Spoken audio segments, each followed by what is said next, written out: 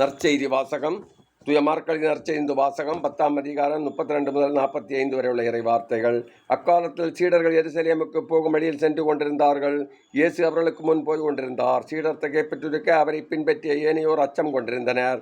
அப்புறம் மீண்டும் 12 அழைத்து தமக்கு நிகழ இருப்பவற்றை குறித்து பேசத் தொடங்கினார். அவர், இப்பொழுது நாம் எருசலேமுக்கு செல்கிறோம். மானிட மகன் தலைமை குருக்களிடமும் மறைநூல் அறிஞர்களிடமும் ஒப்புவிக்கப்படுவார். அவர்கள் அவருக்கு மரண தண்டனை விதித்து அவரை பிற இனத்தவரிடம் ஒப்புவிப்பார்கள். அவர்கள் ஏளனம் செய்து அவர் மீது தொப்பி சாட்டையால் அடித்து அவரை கொலை செய்வார்கள். 3 நாட்களுக்கு பின் அவர் உயிர்த்தெழுவார் என்று அவர்களிடம் கூறினார்.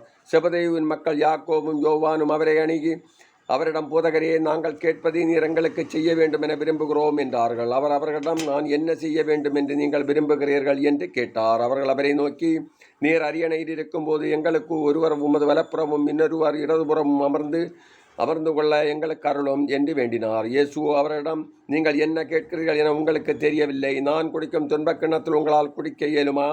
நான் பெறும் திருமுழுக்கை உங்களால் பெற இயலுமா என்று கேட்டார். அவர்கள் அவரிடம் இயலும் என்று சொல்ல, இயேசு அவர்களை நோக்கி, நான் குடிக்கும் கிண்ணத்தில் நீங்கள் குடிப்பீர்கள், நான் பெறும் திருமுழுக்கை நீங்கள் பெறுவீர்கள். ஆனால் என் வலப்புறத்திலும் இடப்புறத்திலும் அமரும்படி அருள்வது என் செயல் அல்ல, மாறாக அவ்விடம் யாருக்கு ஏற்பாடு செய்யப்பட்டுள்ளதோ அவர்களுக்கே அருளப்படும் என்று கூறினார்.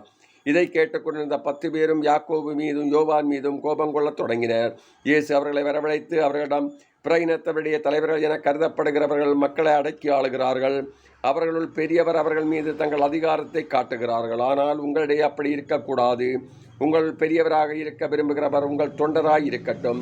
உங்களுள் முதன்மையானவராக இருக்க விரும்புகிறவர் அனைவருக்கும் பணியாளராக இருக்கட்டும். ஏனெனில் மானிட மகன் தொண்டு ஏற்பதற்கல்ல, மாறாக தொண்டு ஆற்றுவதற்கு, பலருடைய மீட்புக்கு ஈடாக தம் உயிரை கொடுப்பதற்கும் வந்தார் என்று கூறினார்.